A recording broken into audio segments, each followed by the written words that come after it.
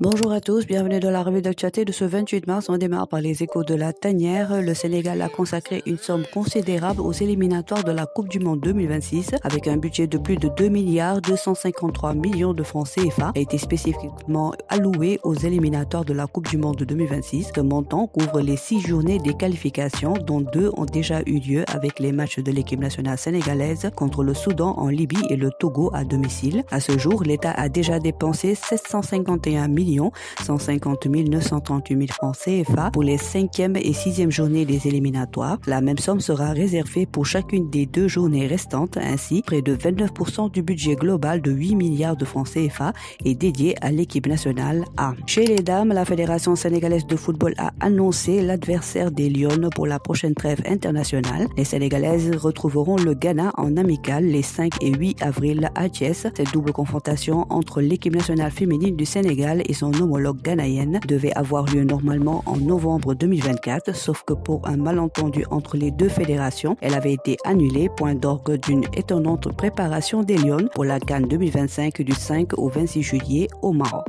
CAN U20, la Coupe d'Afrique des Nations U20 CAF Total Énergie 2025 se jouera finalement en Égypte. La Confédération africaine de football a officiellement attribué les droits d'organisation à l'Association égyptienne de football et au gouvernement égyptien après le retrait de la Côte d'Ivoire en raison de circonstances imprévues selon le communiqué de la CAF. CAN féminine de futsal 2025 engagée dans une compétition historique prévue du 22 au 30 avril 2025 à Rabat au Maroc. Les Lions ont récemment disputé 2 matchs amicaux face aux Marocaines les 25 et 26 mars au complexe sportif Moulay Abdallah de Rabat. La première rencontre a tourné au cauchemar avec une lourde défaite 13-0, un score qui a mis en lumière l'écart entre les 2 sélections, tant sur le plan tactique que physique. Lors du second match, les Lions ont montré un visage plus combatif, réduisant l'écart avec une défaite 5-2. Ce score, bien que négatif, marque une légère progression et démontre que l'équipe est capable de réagir.